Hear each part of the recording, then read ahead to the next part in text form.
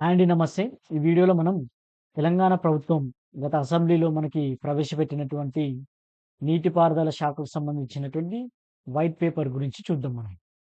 అయితే ఈ వైట్ పేపర్‌లో వచ్చేసి మనకి మెయిన్‌గా ఏం చేశారంటే, గత ప్రభుత్వం అనుసరించినటువంటి విధానాలు ఇరిగేషన్‌కు సంబంధించినటువంటి విధానాలును ఇందులో అయితే మనకి తేటతెల్లం చేయడం జరిగింది. అదేవిధంగా ప్రస్తుత ప్రభుత్వం అవలంబించబోతున్నటువంటి భవిష్యత్తు కార్యాచరణ, అదేవిధంగా వాళ్ళ యొక్క ప్రియారిటీ అనే దాని గురించి కూడా ఈ డాక్యుమెంట్ యొక్క ముఖ్య ఉద్దేశ్యం అన్నట్టు.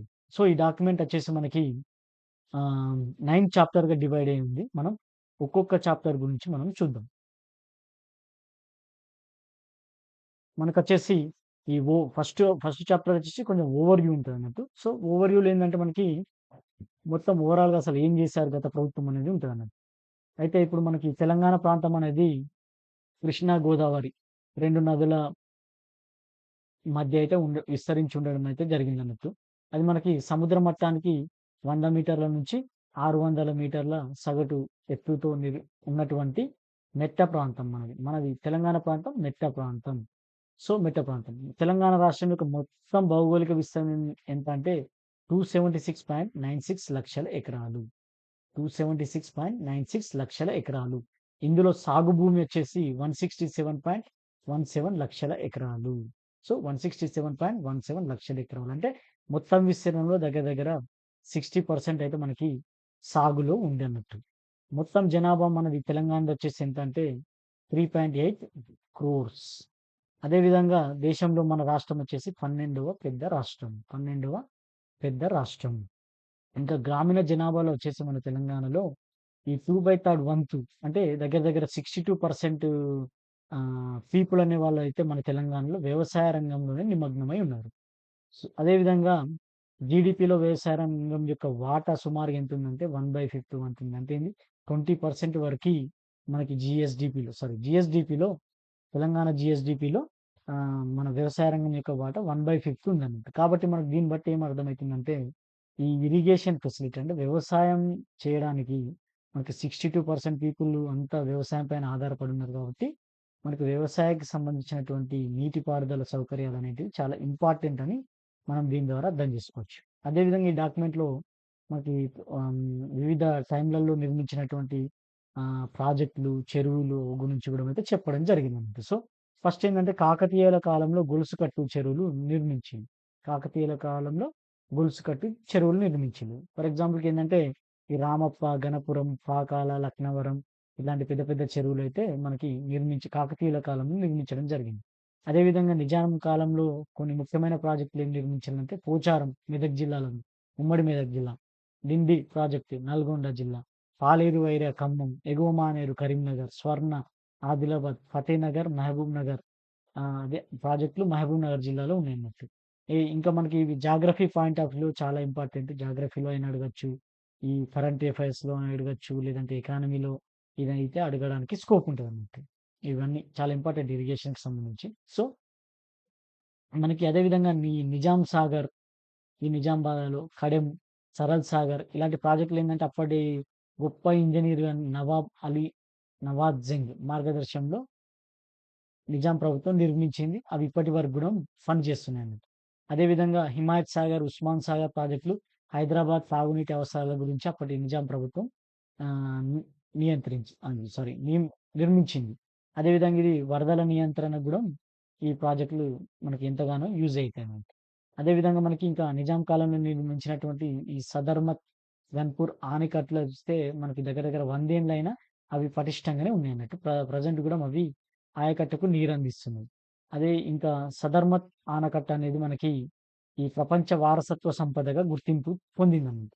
ఇంకా నిజాం సాగర్, ఎగువ మానేరు ప్రాజెక్టులయితే మనకి నిర్మించి 100 ఇయర్స్ అయినా అవి ఇప్పటికీ పటిష్టంగానే ఉన్నాయి. ఆయకట్టుకు నీరు అయితే అందిస్తున్నాయన్నట్టు. కాబట్టి ప్రభుత్వం ఇక్కడ ఏం చెప్పదలుచుకుందంటే మనకి కొన్ని వందల అంటే 100 సంవత్సరాల పైన ఉన్నటువంటి ప్రాజెక్టులు గూడా మనకి స్ట్రాంగ్‌గా ఉన్నాయి. ఇప్పుడు నిర్మించుతున్న ప్రాజెక్టులు మాత్రం రీసెంట్‌గా నిర్మించినవి కూలిపోతున్నాయని ప్రభుత్వం చెప్తుందట. అంటే ఏందంటే స్ట్రాంగ్‌గా కట్టలేదు అనేది ఇక్కడి నుంచి మనం ఒకటి డ్రా చేయొచ్చన్నమాట.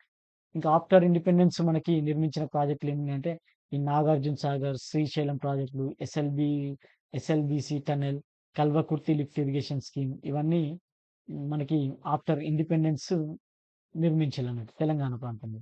ఇంకా మనకొచ్చేసి తెలంగాణ అనేది నీళ్లు, నిధులు, నియామకాలనే నినాదంతో తెచ్చుకున్న రాష్ట్రం. అందులో భాగంగా మనకేందంటే, గత ప్రభుత్వంలో మనకేమైందంటే, కృష్ణా, గోదావరి నదీ జలాల్లో తెలంగాణకు న్యాయబద్ధమైన వాటాలను సాధించలేదు అనేది ప్రెజెంట్ గవర్నమెంట్ అయితే చెప్తుందండి. ఇంకా కృష్ణా నది జలాల్లో వచ్చేసి మనకి ఈ కేడబ్ల్యూడిటి మనకు అవార్డు ప్రకారం ఏందంటే 11 టీఎంసీలు అలాట్ చేసింది కృష్ణా నదిలో. అంటే ఉమ్మడి ఆంధ్రప్రదేశ్‌కి. కాబట్టి బైఫర్కేట్ అయిన తర్వాత ఏపీకి మనకి తాత్కాలిక సర్దుబాటు అంటాం కదా! ఏపీకి 512 టీఎంసీ అదేవిధంగా తెలంగాణకి 299 టీఎంసీలను అలాట్ చేయడానికి మన ప్రభుత్వం అంటే గత ప్రభుత్వం అనేది అంగీకరించిందన్నట్టు. తద్వారా ఏమైందంటే దక్షిణ తెలంగాణ అనేదికి చాలా అయితే నష్టం జరిగిందని మనకి డాక్యుమెంట్ చెప్పింది. అదేవిధంగా ఇంకా అంతర్జాతీయ నదీ జలాల పంపిణీ న్యాయ సూత్రాల ప్రకారం ఏందంటే మనకి నదీ జలాలలో అంటే మనకేందంటే, ఈ నదీ జలాల పంపకాలు ఏందంటే, ఆహ్, మనకి నదీ పరివాహక ప్రాంతాన్ని బట్టి అలాట్ జేయాలనేసైతే అందులో కొన్ని ఆహ్, ఉన్నాయన్నట్టు రూల్స్. కాబట్టి దాని ప్రకారం మొత్తం మనకి 811 టీఎంసీలలో కృష్ణా జలాల్లో తెలంగాణకి 68.5 అనగా 555 టీఎంసీల వాటా రావాలి. కానీ మన గత ప్రభుత్వం ఏందంటే 299 టీఎంసీలకు ఒప్పుకుందన్నమాట. సో, ఈ పాయింట్ అనేది గూడా చాలా ఇంపార్టెంట్. ఓకేనా? ఈ పాయింట్ చాలా ఇంపార్టెంట్.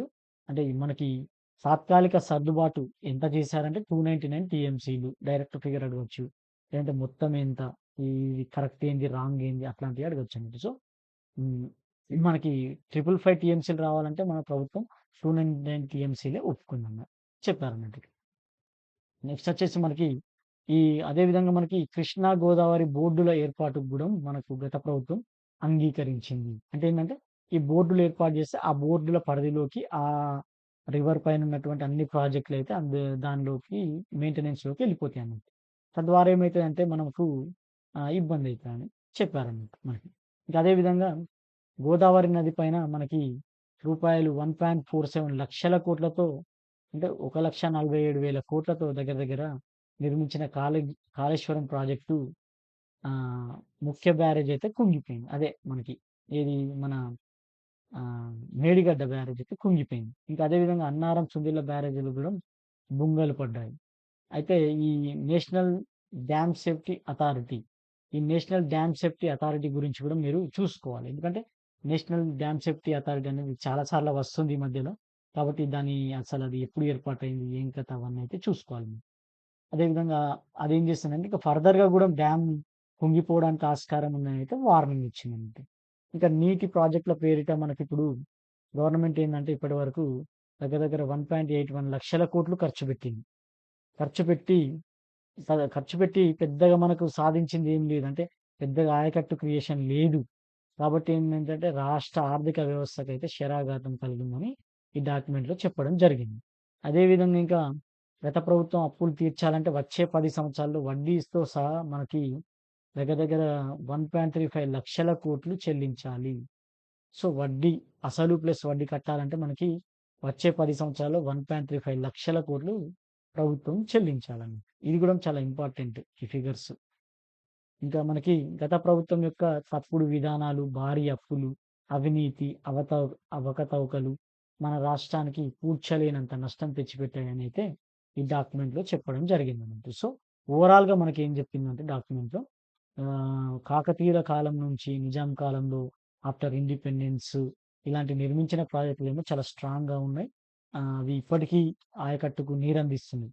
గత ప్రభుత్వం అత్యంత ఎక్కువగా ఖర్చు పెట్టి ఆహ్, మనకి అంత ఆహ్, సేఫ్ సైడ్ ప్రాజెక్టులు ఇవ్వలేకపోయిందనేది ఈ మనకి ఓవర్‌వ్యూ చెప్తుందన్నట్టు. నెక్స్ట్ వచ్చేసి మనకి సెకండ్ చాప్టర్ ఏముందంటే ఇరిగేషన్ పొటెన్షియల్ ఉందన్నమాట. అంటే నీటిపారుదల సామర్థ్యం అన్నట్టు మనకి. నీటిపారుదల సామర్థ్యం, సంభావ్యత కాదు సామర్థ్యం. సో, ఈ నీటిపారుదల సామర్థ్యం లేదా సంభావ్యత అంటే ఏందంటే, ప్రాజెక్ట్ నుండి మనకి మొత్తం ఆయకట్టుకు నీరు సరఫరా అనేది నిర్వచిస్తానమాట. అంటే ప్రాజెక్ట్ నుంచి మొత్తం ఎంత ఆయకట్టుకు నీటి సరఫరా చేస్తది అనేదే ఈ ఇరిగేషన్ పొటెన్షియల్ అన్నట్టు. మనకి తెలంగాణలో వచ్చేసి 2004 వరకు మొత్తం ఆయకట్టు వచ్చేసి మనకి 52.08 లక్షల ఎకరాలు. అంటే ఏందంటే 2004 వరకు అంటే అప్పటి కాంగ్రెస్ గవర్నమెంట్ ఉంది గదా! అది ఏర్పాటయ్యేంత వరకి మనకున్న ఆయకట్టు ఏంటంటే 52.08 లక్షల ఎకరాలు తెలంగాణలో. ఇంకా 2004 నుంచి 14 వరకు మొత్తం 5.71 లక్షల ఎకరాలు తెలంగాణ ప్రాంతంలో మనకి ఆయకట్టును ఆహ్, అంటే ఆయకట్టు అనేది అందుబాటులోకి వచ్చిందన్నట్టు. నెక్స్ట్ వచ్చేసి మనకి ఈ తెలంగాణ ఏర్పడే వరకంటే ఈ మొత్తం 2004 అంటే 14 వరకు మనకు మొత్తం ఎంత అంటే ఈ 57.79 లక్షల ఎకరాలు. సో, తెలంగాణ ఏర్పాటు చేసే టైం వరకి ఉన్న ఆయకట్టు తెలంగాణలో ఎంత అంటే 57.79 లక్షల ఎకరాలు. సో, మొత్తం వ్యయం అంటే దగ్గర దగ్గర మనకి తెలంగాణ రాష్ట్రం ఏర్పాటయ్యేంత వరకు అంటే 1956 నుంచి చేసుకుంటే మొత్తం ఏర్పాటయ్యే వరకి రూపాయలు 54,234 కోట్లు. సో, మొత్తం ఇరిగేషన్ పైన చేసిన వ్యయం 54,234 కోట్లు. అనగా ఏందంటే మనకి ఒక్కొక్క ఎకరానికి 93,000 ఖర్చు చేసిందన్నమాట. అంటే ఒక ఆయకట్టు రావాలంటే మనకి 93,000 వేల రూపాయలు మనకి ఖర్చు చేశారు. ఎప్పుడు మొత్తం తెలంగాణ ఏర్పాటు చేయడం వరకు. ఇంకా తెలంగాణ ఏర్పాటయినాక చూద్దాం మనం. 2014 నుంచి 23 వరకి ఈ తెలంగాణ రాష్ట్రం ఏర్పడిన తర్వాత ఈ గత ప్రభుత్వ టైంలో వచ్చిన ఆయకట్టు అంటే కొత్తగా వచ్చిన ఆయకట్టు ఏంటంటే 15.81 లక్షల ఎకరాలు. సో, 15.81 లక్షల ఎకరాలు. మొత్తం చేసిన వ్యయం ఎంతంటే ఒ 1,81,067 కోట్లు ఖర్చు చేశారు. సో, ఇది హ్యూజ్. అంటే ఏందంటే మనకి ఒక్కొక్క ఎకరానికి 11.45 లక్షలు పడిందన్నమాట. సో, ఒక ఎకరం యొక్క ఖర్చు ఆయకట్టు ఇవ్వాలంటే 11,00,000 అవసరం. సో, మనకి ఉమ్మడి ఆంధ్రప్రదేశ్‌లో అయితే 93,000 ఒక ఎకరానికైతే, మనకి తెలంగాణ వచ్చిన తర్వాత ఒక ఎకరానికి నీటిపారుదల ఇవ్వాలి అంటే సౌకర్యం కల్పించాలంటే 11.45 లక్షల రూపాయలనైతే ఖర్చు చేయడం గత ప్రభుత్వం జరిగిందంట. అంటే ఇక్కడ చెప్పదలుచుకుందేంటంటే చాలా మనీని వృధా చేశారని చెప్తున్నారన్నమాట. సో, ఇక్కడొచ్చేసి మనకి ఈ ఫిగర్స్ చాలా ఇంపార్టెంట్. ఇవి డైరెక్ట్ మనకి ఎగ్జామ్‌లో అడగడానికి స్కోప్ ఉంటదండి. అంటే 2004 వరకెంతుంది? 4-14 వరకెంతుంది? అదేవిధంగా ఈ స్టేట్ బైఫర్కేట్ అయిన తర్వాత ఎంతుంది? పర్ ఎకర్‌కి ఎంత పడుతుంది? అన్నది గూడా చాలా ఇంపార్టెంట్. అదే మనకిక్కడ ఈ టేబుల్‌లో చూసుకుంటే మనకి అప్ టు 2004 52.08 లక్షల ఎకరాల ఆయకట్టుండే. ఓహ్! అదేవిధంగా 2004-14 వచ్చేసి 5.71 లక్షల ఎకరాలు ఆయకట్టు కొత్తగా కల్పించింది. సో, మొత్తం ఈ 2014 వరకెంతంటే 54,234 క్రోర్స్ వ్యయం జేయడం జరిగింది. ఒక్కో ఎకరానికి 93,000 రూపాయలు. నెక్స్ట్ ఈ 14 నుంచి 23 వరకి 15.81 లక్షల ఎకరాలు ఆయకట్టిచ్చారు. ఖర్చు చేసింది 1,81,067 కోట్లు. మనకి ఒక్కొక్క ఎకరానికి 11,00,000 సారీ 11,45,000 రూపాయలనేది మనకి ఖర్చు చేయడం అయితే జరిగిందనండి. సో, ఈ టేబుల్ అనేది చాలా ఇంపార్టెంట్ మీకు. ఈ టేబుల్ అనేది. దీని నుంచి డైరెక్ట్ క్వెషన్స్ రావడానికి స్కోప్ ఉంటుంది. నెక్స్ట్ వచ్చేసి మనకి ఇంకా అదే మనం ఏందంటే ఈ కాళేశ్వరం, పాలమూరు, సీతారామ ఎత్తిపోతల పథకాలకి దగ్గర దగ్గర ఇప్పటికి ఏందంటే వీళ్ళు 1.29 లక్షల కోట్లు వ్యయం చేసి ఒక్కొక్క ఒక్కొక్క ఎకరానికి ఎంతంటే 1.31 లక్ష రూపాయలైతే ఆల్రెడీ వ్యయం చేశారన్నమాట. అంటే ఒక ఎకరం ఒక ఎకరానికి దగ్గర దగ్గర 1.31 లక్షల రూపాయలైతే వ్యయం చేయడం అనేది జరిగిందన్నమాట. ఇక ప్రస్తుతం నిర్మాణ దశలో ఉన్న ప్రాజెక్టులు పూర్తి చేయాలంటే మనకి ఆహ్, హ్యూజ్ అమౌంట్ కావాల్సుంటదని చెప్తుందన్నట్టు. అదేవిధంగా ఈ మొత్తం ప్రాజెక్ట్ పూర్తయితే మనకి 127.58 లక్షల ఎకరాలకు మనకి సాగునీరు అందించవచ్చునని అంచనా వేస్తున్నారన్నమాట. నెక్స్ట్ వచ్చేసి మనకి ఈ ప్రాజెక్ట్‌లు పూర్తి చేయడానికి ఇంకా 97,774 కోట్లు అవసరం అని మనకు చెప్తున్నాం. అట్లా చేస్తే మనకి ఇంకెంతొస్తదంటే 53.98 లక్షల ఎకరాలైతే వస్తదని మనకి ఈ డాక్యుమెంట్ పేర్కొంటుంది. అంటే ఏందంటే మనకి ఇప్పటికే దగ్గర దగ్గర 1.29 లక్షల కోట్లు ఖర్చు పెట్టిల్లు. అంటే ఒక్కొక్క ఎకరానికి 1.31 లక్షలు అయితే ఖర్చు చేయడం జరిగింది. ఇంకా ఖర్చు మనకు చేయాలంటే, అంటే మనం ఇంకా పూర్తిగా ఇప్పుడున్న ప్రాజెక్టులన్నీ పూర్తి చేయాలంటే ఇంకా 97,774 కావాలి. తద్వారా ఏమైతదంటే మనకి 53.98 లక్షల ఎకరాలైతే సాగులోకొస్తదని అంటే ఆయకట్టు వస్తదని అంచనా వేస్తున్నారన్నమాట. నెక్స్ట్ 5 ఇయర్స్ లోన్ బర్డెన్ ఎంతుందంటే మనకి 77,369 క్రోర్స్. ఇది లోన్ బర్డెన్. ఇంకా ఇంట్రెస్ట్ గూడా అడిషనల్‌గా ఉంటదన్నమాట. So, loan burden. సో, ఈ ఫిగర్స్ అన్నీ మీకు చాలా ఇంపార్టెంట్. స్ట్రెయిట్ అవే క్వెషన్‌లో అడుగుతారు. ఇక మొత్తం ప్రాజెక్ట్‌లు పూర్తి చేయాలంటే ఇక కావాల్సిందేంటంటే ఈ 97,774 కోట్లు ప్లస్ ఈ 77,369 క్రోర్స్. ఈ టోటల్ కలుపుతనే కదా నెక్స్ట్ ప్రాజెక్ట్‌ల పైన చేయాల్సిన వ్యయం అన్నట్టుగా. అంటే ఇరిగేషన్ డిపార్ట్‌మెంట్ చేయాల్సిన వ్యయం ఇంకా నెక్స్ట్ దగ్గర దగ్గర అంచనానే ఇది. ఇంకా అంచనాలు పెంచుకుంటా పోతే ఇంకా పెరుగుతూనే ఉంటాయి ప్రాజెక్ట్‌లకి. అట్లా మనకి అంటే ఒక్కొక్క ఎకరానికి 3.4 లాక్ పర్ ఎకర్ అయితదన్నమాట ఖర్చు. మనకి మొత్తం 1,75,000 కోట్లు దగ్గర దగ్గర చేస్తే, మనకు ఒక్కొక్క ఎకరానికి 3.4 లాక్ రూపీస్ పర్ ఎకర్ ఖర్చయితదన్నట్టు.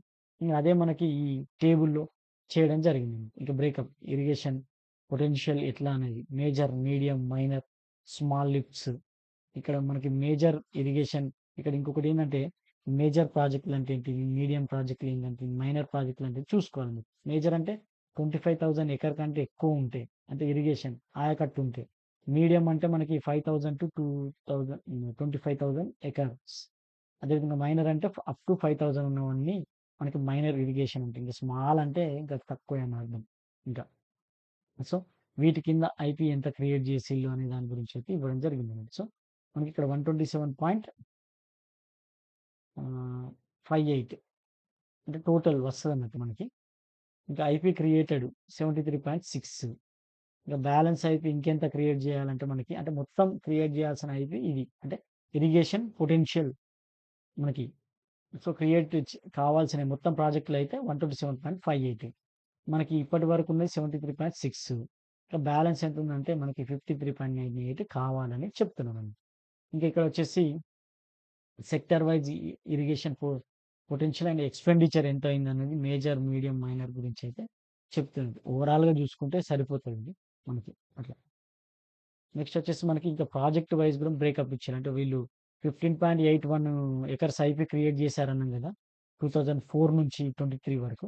ఇంకా ప్రాజెక్ట్ వైస్ ఎంత వాళ్ళు చేశారు, ఐపీ క్రియేట్ చేశారనేదైతే ఇక్కడ ఉందండి. ఇక్కడ చూడండి ఖర్చు చేసింది మనకి ఎంత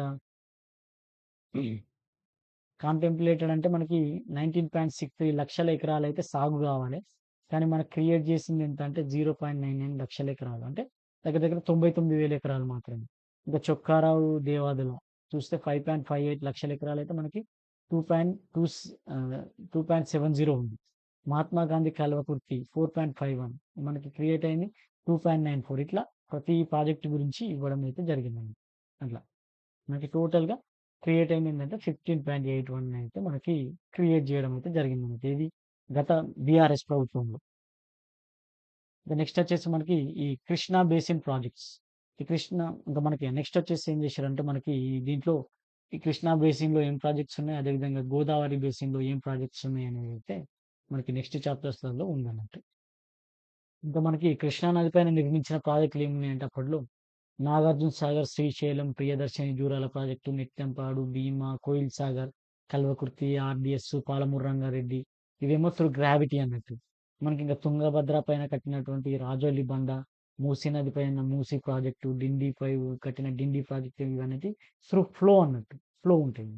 ఇక మిగిలినవొచ్చేసి ఏమన్నా ఉంటే అవి ఎత్తిపోతల పథకాలు. ఇవన్నీ కృష్ణా నది పైన నిర్మించిన ప్రాజెక్టులు. సో, కృష్ణా బేసిన్‌లో నిర్మించిన ప్రాజెక్టులు. ఇంకా గత ప్రభుత్వం ఏందంటే, ఈ ప్రాజెక్టులను పూర్తిగా మనకి నిర్లక్ష్యం చేయడం ద్వారా, మనకి దక్షిణ తెలంగాణ ప్రాంతానికి తీరని అన్యాయం జరిగింది.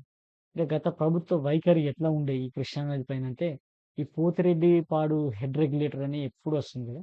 సో, ఈ పోతిరెడ్డిపాడు అనేది మనకి ఈ కృష్ణా నది దగ్గర మనకి ఇక్కడ ఈ శ్రీశైలం ప్రాజెక్ట్ దగ్గర ఉంటుంది. ఈ హెడ్ రెగ్యులేటరీ నుంచి మనకి యాక్చువల్‌గా ఏందంటే అప్పట్లో 11,000 క్యూసెక్‌ల నీటిని వాళ్ళు డ్రా చేసేవాళ్ళు ఏపీ వాళ్ళు. ఏపీకి. అక్కడి నుంచి మనకేందంటే ఉమ్మడి రాష్ట్రంలోనే దాన్ని 44,000 క్యూసెక్కులకు పెంచడానికి అప్పుడు వైఎస్ఆర్ గవర్నమెంట్‌లో చేశారు. ఏది 11,000 క్యూసెక్‌ల నుంచి 44,000 క్యూసెక్‌ల వరకి పోతిరెడ్డిపాడు నుంచి వాటర్‌ని డ్రా జేయడానికి. అదేవిధంగా తర్వాత ఇంకా 2020లో వచ్చేసి మనకి హెడ్ రెగ్యులేటర్ కెపాసిటీని 44,000 నుంచి డైరెక్ట్ 80,000 క్యూసెక్‌లకి పెంచింది. సో, అంటే దగ్గర దగ్గర డబుల్ జేసిల్లన్నట్టు. సో, ఈ డబుల్ జేసినప్పుడు గూడా మన గవర్నమెంట్ ఎలాంటి అబ్జెక్షన్ చేయలేదు అనేది మేజర్ అలిగేషన్. ఇంకా రాయలసీమ లిఫ్ట్ ఇరిగేషన్ స్కీమ్ నిర్మాణం ఏపీ ప్రభుత్వం చేపట్టడానికి జీవో జారీ చేసింది. మన ప్రభుత్వం ఎలాంటి అంటే అంటే దాని మీద ఎలాంటి కంప్లెయింట్స్ అయితే చెయ్యలేదు. ఇంకా శ్రీశైలం రిజర్వాయర్ అట్టడుగున ఉన్న నీటిని తీసుకుపోవడానికి కూడా ఏపీ ప్రభుత్వం ప్రయత్నిస్తే మన గత ప్రభుత్వం అనేది అడ్డుకోలేదు. అదేవిధంగా ఈ రెండవ మీటింగ్ అపెక్స్ కౌన్సిల్ ఉంటది మనకంటే సీఎం 2 స్టేట్ సీఎంస్ ఉంటారు. అదేవిధంగా జలశక్తి మన మినిస్ట్రీ యొక్క మినిస్టర్ ఉంటారు. ఇట్లా ఆ ప్రాజెక్ట్స్‌కి సంబంధించినటువంటి సీఎంస్ ఉంటారన్నమాట. అలాంటి అపెక్స్ కమిటీ మీటింగ్ అనేది మనకి ఈ పోతిరెడ్డిపాడు యొక్క అదేవిధంగా మనకు రాయలసీమ ప్రాజెక్ట్ ఉంటది కదా! ఆ ప్రాజెక్టు టెండర్స్ పిలిచేటప్పుడు ఈ రాయలసీమ ప్రాజెక్ట్ టెండర్ పిలిచేటప్పుడు రెండవ అపెక్స్ కౌన్సిల్ మీటింగ్‌కి మన సీఎం హాజరు కాలేదు. పోస్ట్‌పోన్ చేయమంటారు. కాబట్టి ఆ టెండర్‌ల ప్రక్రియ పూర్తయిపోయింది. సో, తద్వారా ఏపీకి బెనిఫిట్ అయిందండి. అది. నెక్స్ట్ ఇంకా పోతిరెడ్డిపాడు, సంగమేశ్వరం, ముచ్చుమర్రి నుండి రోజుకి దగ్గర దగ్గర 9.5 టీఎంసీల నీటిని ఏపీ అనేది తరలించకపోతుందన్నమాట. సో, పోతిరెడ్డిపాడు, సంగమేశ్వరం, ముచ్చుమర్రి నుండి రోజుకి దగ్గర దగ్గర 9.5 టీఎంసీల నీటిని ఏపీ తీసుకెళ్తుంది. ఇంకా తెలంగాణ రాష్ట్రం ఏర్పడ్డ తర్వాత మొట్టమొదటిగా పునాది రాయి వేసిన Palamuru Rangareddy lift irrigation scheme అనేది దగ్గర దగ్గర 27,812,000 ఖర్చు పెట్టారు. బట్ ఒక్క ఎకరానికి కూడా కొత్తగా ఆయకట్టు అయితే ఇవ్వలేదన్నమాట. ఇంకా అదే విధంగా ఈ 2 టీఎంసీలు ప్రాజెక్ట్ యొక్క కెపాసిటీ 2 టీఎంసీలు ఉంటే దాన్ని ఒక్క టీఎంసీకి అకారణంగా కుదించింది. ఇంకా ఎన్నికలకు ముందు ఏందంటే ఎల్లూరు పంప్ హౌస్ నుంచి ఒక మోటార్‌ను నడిపించి నీళ్లు పోయించారు. అట్లా. సో, ఇప్పుడు పాలమూరు రంగారెడ్డి లిఫ్ట్ ఇరిగేషన్ గూడా ఇంత సక్సెస్ ఏం కాలే. అంటే కంప్లీట్ చేయలేదు. ఇంకా అదే విధంగా ఈ డిండి లిఫ్ట్ ప్రాజెక్ట్ ఉంటాయి గదా! అది గూడా పెండింగ్‌లోనే ఉండిపోయింది. ఇంకా ఎస్ఎల్‌బీసీ టన్నెల్‌ను గూడా పనులు ఇప్పటికి గూడా పూర్తి కాలేదు. అదే విధంగా ఆర్‌డీఎస్ ఆధునీకరణను గూడా మర్చిపోయింది. ఇంకా దాన్ని సప్లిమెంట్ జేయడానికి ఏందంటే తుమ్మిళ్ళ పేరుతో ఒక లిఫ్ట్ పెట్టిల్లు.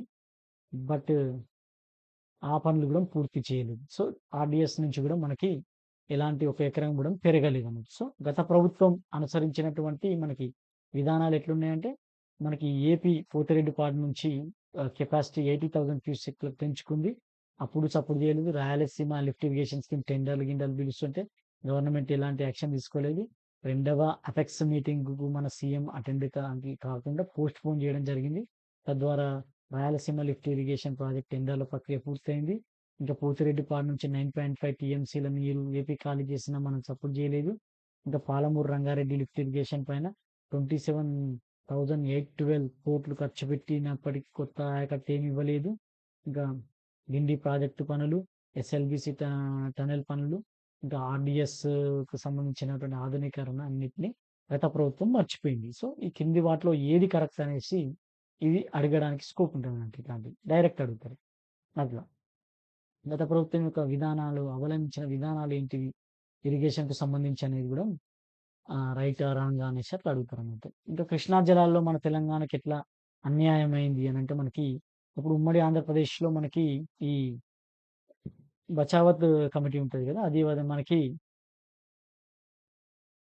11 టీఎంసీలనైతే మన ఉమ్మడి ఏపీకి అలాట్ చేసిందంట. As a హోల్‌గా.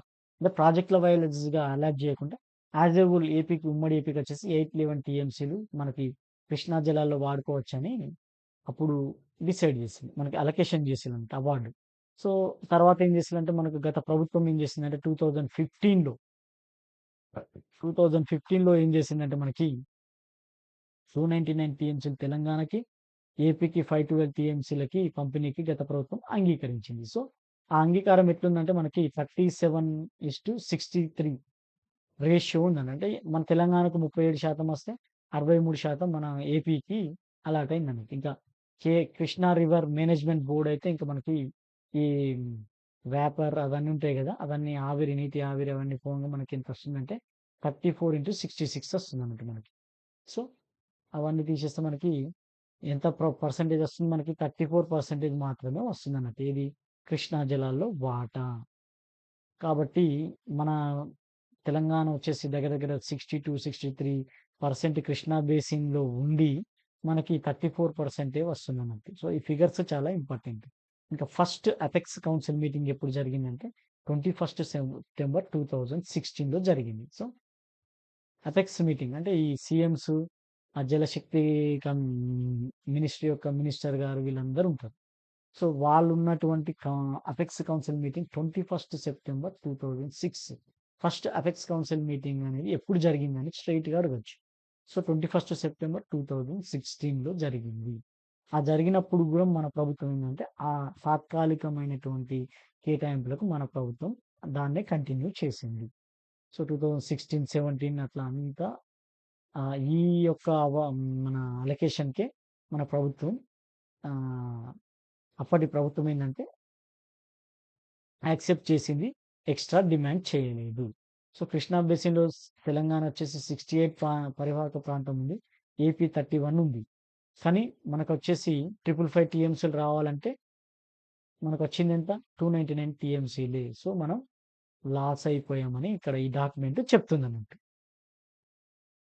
ఇటీవల ప్రాజెక్టులు పరిధికి సంబంధించి గెజిట్ నోటిఫికేషన్ వెళ్ళినప్పుడు మనోళ్ళేందంటే 50:50 అంటే సగం రావాలని, సగం నీటి వాటాలు కేటాయించాలని షరతు విధించింది. సో, మన తెలంగాణకి శాశ్వతంగా ఇంకా అన్యాయం జరిగినట్టుగా ఈ డాక్యుమెంట్ అయితే చెప్పిందన్నమాట. అదేవిధంగా ఈ 6/10/2023లో త్రిసభ్య కమిటీ నిర్ణయం ప్రకారం ఏందంటే, నీటి పంపకం అయితే జరుగుతుందని ఉత్తర్వులు వెలువడ్డాయి. సో, ఆ నీటి విడుదల ఉత్తర్వుల ఆధారంగా నిర్ణీత వినియోగాల్లోనే నీటిని విడుదల చేస్తున్నారన్నట్టు. సో, ఇక మనకి తప్పని పరిస్థితుల్లో అంతే ఇంకా 299 కంటే ఇంకా తక్కువే వస్తుందని చెప్పుకోవచ్చు. నెక్స్ట్ వచ్చేసి ఈ కృష్ణా ప్రాజెక్ట్‌ల అధికార పరిధి గురించయితే చెప్పడం జరిగింది. మనకి ఇక్కడ ఈ కృష్ణా ప్రాజెక్ట్‌ల అధికార పరిధి గురించి చూస్తే జ్యూరిడిక్షన్ ఎట్లుంటదంటే, ఈ ఆంధ్రప్రదేశ్ పునర్విభజన చట్టం ఉంది గదా! 2014 ప్రకారం ఏందంటే మనకి ఈ కృష్ణా బేసిన్ పై ఉన్న ప్రాజెక్టులపై నియంత్రణ, నిర్వహణ గురించి ఒక కృష్ణా రివర్ మేనేజ్మెంట్ బోర్డ్ అయితే ఏర్పాటు చేయడం జరిగిందన్నమాట. సో, కృష్ణా రివర్ మేనేజ్మెంట్ బోర్డ్‌ని ఏర్పాటు చేశారు. ఇంకా 2015లోనే గత ప్రభుత్వం కృష్ణా బేసిన్ ప్రాజెక్టులపై అంటే ఆ ప్రాజెక్ట్‌ని అప్పగించడానికి ముసాయిదాకు ఆమోదం తెలిపిందన్నమాట. అంటే కృష్ణా బేసిన్ ప్రాజెక్ట్‌లను గత ప్రభుత్వం అనేది వాటికి అప్పజెప్పడానికి 2015లో మనకి ఆమోదం తెలిపింది. ఇంకా 2020 అక్టోబర్ 6 ఇంపార్టెంట్ ఫస్ట్ కౌన్సిల్ ఇది సెకండ్ అపెక్స్ కౌన్సిల్ మీటింగ్ జరిగింది. అందులో గూడా మనకి ఈ కేఆర్ఎంబీ, జీఆర్ఎం అంటే గోదావరి రివర్ హ్మ్, మేనేజ్మెంట్ బోర్డ్. అధికార పరిధికి సంబంధించి కేంద్ర ప్రభుత్వం నోటిఫై చేస్తుందని నిర్ణయం జరిగింది. అంటే కేంద్ర ప్రభుత్వానికి అప్పజెప్పడానికి నిర్ణయం ఇక్కడ జరిగింది. ఇంకా 15/7/2021లో ఒక గెజిట్ రిలీజ్ చేసింది. అప్పుడు ఆ గెజిట్‌లో ఏందంటే కేఆర్ఎంబీ జ్యూరిడిక్షన్ గురించి చెప్పడం జరిగింది. ఈ 2 స్టేట్స్ అనేది గెజిట్ రిలీజ్ కావంగానే 60 రోజులలో 200 క్రోర్స్ సీడ్ మనీ మనీని ఈ కేఆర్ఎంబీ బ్యాంక్ అకౌంట్‌లో డిపాజిట్ చేయాలని ఎన్ని రోజులలో 60 డేస్ అన్నారు. సో, 60 రోజులలో మనకి ఈ 200,00,00,000 సీడ్ మనీని మనకి కేఆర్ఎంబీ అకౌంట్‌లో చేయాలని మనకి ఆ గెజిట్ యొక్క సారాంశం. సో, 200 క్రోర్స్ ఇది స్ట్రెయిట్ అవే అడుగుతారు. ఎంత అమౌంటు మనకి కేఆర్ఎంబీ అకౌంట్‌లో డిపాజిట్ చేయాలి? ఎన్ని రోజులలో చేయాలంటే 60 డేస్ 200 క్రోర్స్ అమౌంట్‌ను ప్రాజెక్ట్ మెయింటెనెన్స్ గురించి పెట్టాలన్నట్టు. 2 స్టేట్‌లు. 2 స్టేట్స్. ఇంకా ఈ 15థ్ కేఆర్ఎంబీ మీటింగ్ అంటే ఈ కృష్ణా బోర్డ్ మీటింగ్ గూడా ఆహ్, మనకెప్పుడు 21/10/2021లో జరిగిందన్నట్టు. దీనికి సంబంధించి ఏందంటే వీళ్ళు ఈ నాగార్జున సాగర్‌కి సంబంధించి 15 కాంపౌండ్‌లను అప్పగించడానికి మనకి ఈ నోటిఫికేషన్ అమలుకు సబ్ కమిటీని ఏర్పాటు చేశారు. సో, దాని అర్థం ఏందంటే, ఆ బోర్డ్ ఆమోదించిన దాని ప్రకారం మనకి ఈ ఒక సబ్ కమిటీ వస్తదని చెప్పిందన్నట్టు. ఇంకా 6/2022 16థ్ కేఆర్ఎంబీ మీటింగ్. ఈ మీటింగ్‌లో ఏందంటే, ప్రాజెక్టుల నీటి నిర్వహణ నియమావళి ఖరారు చేసిన వెంటనే ప్రాజెక్టు భాగాలను అప్పగించడానికి అవసరమైన ఉత్తర్వులను తెలంగాణ ప్రభుత్వం జారీ చేస్తుందని సీఎస్ అంటే మన చీఫ్ సెక్రటరీ బోర్డుకు హామీ ఇచ్చారు. అంటే ఏందంటే ఈ ప్రాజెక్టుల యొక్క నీటి నిర్వహణ నియమావళి రూపొందించిన వెంటనే మనకు ప్రాజెక్టులను అప్పగిస్తాం అనేసి మన సీఎస్ బోర్డుకు అయితే ఈ 16th మీటింగ్‌లో హామీ ఇచ్చారు. సో, ఎన్నో మీటింగ్‌లో ఇచ్చారని కూడా అడగొచ్చు మరి. నెక్స్ట్ వచ్చేసి మనకి ఈ 23, 24 బడ్జెట్‌లో కూడా 200 క్రోర్స్ సీడ్ మనీకి మనకు బడ్జెట్‌లో ఇరిగేషన్ డిమాండ్‌లో అయితే మనకి పెట్టడం జరిగిందండి. సో, అంటే ఇరిగేషన్‌కి డిమాండ్ నోటీస్‌లో మనకి ఈ డిమాండ్స్ ఉంటాయి. ఆ డిమాండ్స్‌లో మనకి 200 క్రోర్స్ సీడ్ మనీని కేఆర్ఎంబీ గురించి అయితే మనకి అలొకేట్ చేయడం జరిగింది. దట్ మీన్స్ గత ప్రభుత్వమే కృష్ణా ప్రాజెక్ట్‌ని ఆహ్, కేంద్ర ప్రభుత్వానికి అప్పజెప్పడానికి ఒప్పుకున్నట్టుగా ఈ ప్రూవ్ చేయడం అన్నట్టు ఇది. సో, అది. నెక్స్ట్ వచ్చేసి ఈ 112 అంటే మనకి దగ్గర దగ్గర ఎలక్షన్ అయిపోయిన నెక్స్ట్ డేనే అప్పటి సెక్రటరీ గారు ఇరిగేషన్ డిపార్ట్మెంట్ సెక్రటరీ గారు స్మితా సబర్వాల్ ఏందంటే ఒక లెటర్ రాసారు. దాంట్లో భాగంగా ఏందంటే ఈ 15/7/2021 గెజిట్ నోటిఫికేషన్ ప్రకారం ఈ ఉమ్మడి ప్రాజెక్టులనేవి ఏవైతే ఉన్నాయో అవన్నీ అప్పగించడానికి 2 రాష్ట్రాలు అంగీకరించడం తెలిసిందే మీకు.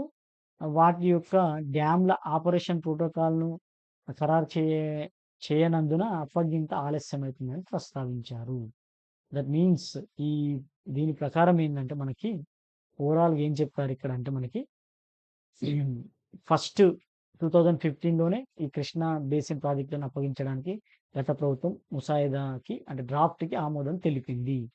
తర్వాత ఫస్ట్ అపెక్స్ అంటే రెండో అపెక్స్ కౌన్సిల్‌లో ముఖ్యమంత్రి గారు కూడా పాల్గొని అప్పటి ముఖ్యమంత్రి గారు పాల్గొని ఈ రెండిటిని నోటిఫై చేయడానికి చేస్తుందని అందులో మీటింగ్ మినిట్స్‌లో ఉంది. నెక్స్ట్ వచ్చేసి ఈ నోటిఫికేషన్ రిలీజ్ అయిన వెంటనే 200 క్రోర్స్ 60 డేస్‌లో డిపాజిట్ చేయాలి. ఆ డిపాజిట్ చేయడానికి మనము 2023-24లో అయితే మనకి డిమాండ్‌లో అంటే మనకు irrigation and command area development department అంటాం కదా! ఇరిగేషన్ డిపార్ట్‌మెంట్ డిమాండ్ నంబర్ 33 ప్రకారం 200 క్రోర్స్ అయితే అలొకేట్ చేయడం జరిగింది. అదే విధంగా మనకి ఇంకేందంటే ఈ 15th కేఆర్ఎంబీ మీటింగ్‌లో 15 కాంపోనెంట్‌లను అప్పగించడానికి నోటిఫికేషన్ అమలు చేసేందుకు సబ్ కమిటీ ఒకదాన్ని ఏర్పాటు చేశారు. అదేవిధంగా ఈ 16th మీటింగ్‌లో ప్రాజెక్టుల నీటి నిర్వహణ నియమావళి ఖరారు చేసిన వెంటనే అప్పజెప్తారని సీఎస్ చెప్పారు. మనకి బోర్డుకు హామీ ఇచ్చారు. ఇంకా 200 క్రోర్స్ అలాట్ చేశారు. ఇంకా అదే విధంగా ఈ 1/12/2023 నాడు అప్పటి ఆహ్, ఇరిగేషన్ సెక్రటరీ ఆహ్, ఏమన్నారంటే ఈ డ్యామ్ ఆపరేషన్ ప్రోటోకాల్ ఖరారు చేయనందున అప్పగింత ఆలస్యమైందని ప్రకటించిందన్నమాట. ఇంకా మనకి గోదావరి నది పైన నిర్మించిన ప్రాజెక్టులు. ఏమున్నాయి మనకి శ్రీరామ్ సాగర్ ప్రాజెక్ట్ ఇది ఆదిలాబాద్, నిజామాబాద్, కరీంనగర్, ఉమ్మడి వరంగల్, నల్గొండ ఇవి ఉమ్మడి జిల్లాలు. ఈ ఉమ్మడి జిల్లాలకు నీరందిస్తున్నాయి. Sripada Yellampalli project, lower Maner dam, mid Maner dam, Yellampalli ప్రాజెక్టులు. అదేవిధంగా దేవాదుల ప్రాజెక్టు 2 దశలు పూర్తయినాయి. కానీ మూడో దశ ఇంకా పూర్తి కానందున జనగాం ప్రాంతానికి నీరు అందట్లేదని డాక్యుమెంట్ చెప్పింది మనకి. ఉమ్మడి ఖమ్మం జిల్లాలో రాజీవ్ సాగర్, ఇందర్ సాగర్ ప్రాజెక్టులను సీతారామ ఎత్తిపోతల పేరుతోటి రీడిజైన్ చేసి దగ్గర 7,000 కోట్లు ఖర్చు చేసింది. అయినా ఒక్క ఎకరానికి కూడా నీళ్ళు ఇవ్వలేదు. అదేవిధంగా గౌరవెల్లి ప్రాజెక్టును కూడా గత ప్రభుత్వం పూర్తి చేయలేదు. సో, ఇవన్నీ గోదావరి నది పైన ఉన్నటువంటి ప్రాజెక్టులు. ఇంకా డాక్టర్ బిఆర్ అంబేద్కర్ ప్రాణహిత చేవెళ్ల ప్రాజెక్టుకు రీడిజైన్‌తో జరిగిన అనర్థాలు. సో, ఈ ప్రాజెక్ట్‌ని రీడిజైన్ చేసి మనం కాళేశ్వరంగా పేరు పెట్టడం జరిగిందన్నట్టు. సో, ఆ కాళేశ్వరం ప్రాజెక్టే దీని యొక్క రీడిజైన్ చేసిన తర్వాత అదన్నట్టు. ఇంకా ప్రాణహిత నది పైన ఆదిలాబాద్ జిల్లా తమ్మిడిహట్టి వద్ద మనకి 152 మీటర్ల ఎత్తున బ్యారేజీ నిర్మిస్తారు. 152 మీటర్ల ఎత్తున బ్యారేజీ నిర్మిస్తారు. సో, ఆ ప్రపోజల్‌లో ఏంటి అన్నది డైరెక్ట్ 150 మీటర్ల ఎత్తులు అనేది ఇంపార్టెంట్. ఇంకా 160 టీఎంసీల నీటిని ఎత్తిపోయాలనేది లక్ష్యం అన్నట్టు. సో, 160 టీఎంసీల నీటిని ఎత్తిపోస్తది. ఈ ఎత్తిపోసినప్పుడు ఏందంటే మనకి తమ్మిడిహట్టి నుండి నీటిని వివిధ దశల్లో పంపింగ్ చేస్తూ 600 మీటర్ల ఎత్తునున్న సముద్ర మట్టానికున్న చేవెళ్ళ వరకు నీటిని తెస్తారన్నట్టు. సో, ఉమ్మడి జిల్లాల్లో అంటే 8 జిల్లాల్లో దగ్గర దగ్గర 16,00,000 ఎకరాలకు సాగునీరు అందించడం అనేది దీని మెయిన్ ఎయిమ్. అదేవిధంగా దారిలో ఉన్న గ్రామాలకి హైదరాబాద్ సిటీకి తాగునీరు, ఇంకా పారిశ్రామిక అవసరాలకు నీటిని అందించాలనేది ఈ ప్రాజెక్ట్ యొక్క లక్ష్యం అన్నమాట. ఇంకా దాన్ని మనోళ్ళు ప్రాజెక్ట్ యొక్క అంటే వ్యయం, అంచనా వ్యయం ఏంటంటే 38,500,00,00,000. సో, మొదలుపెట్టింది. ఇక గత ప్రభుత్వం ఏం చేసిందంటే మనకి రీడిజైన్ చేసి దాన్ని కాళేశ్వరం ప్రాజెక్ట్‌గా మార్చి వ్యయాన్ని 1,47,00,000,00,000కు పెంచింది. సో, 1,47,00,000,00,000కు పెంచింది. ఇక తుమ్మిడిహట్టి వద్ద 148 మీటర్ల ఎత్తులో ఉన్న బ్యారేజ్‌ని నిర్మించేందుకు తెలంగాణ ప్రభుత్వం మహారాష్ట్రతో అగ్రీమెంట్ చేసుకుంది.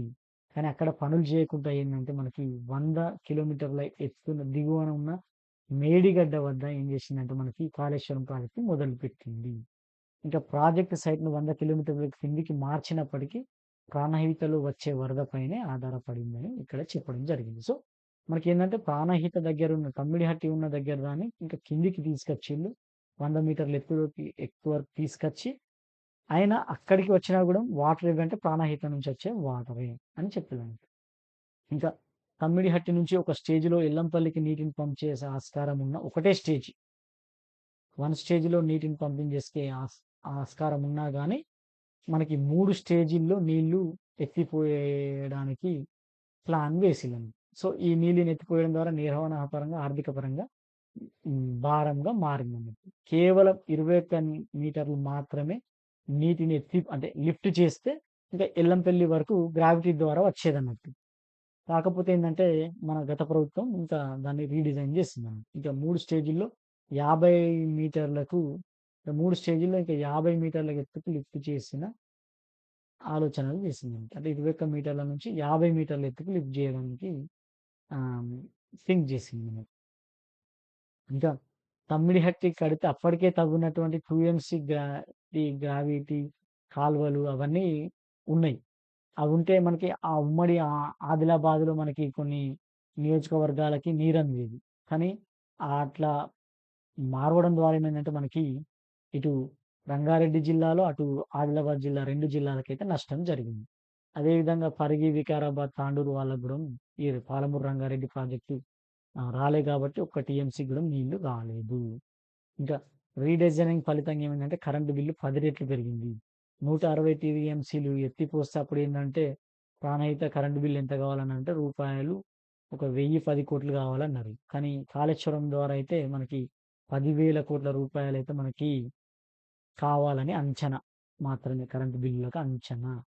సో, అది ఇంకా ఎక్కువ గూడా కావచ్చు. అట్లా.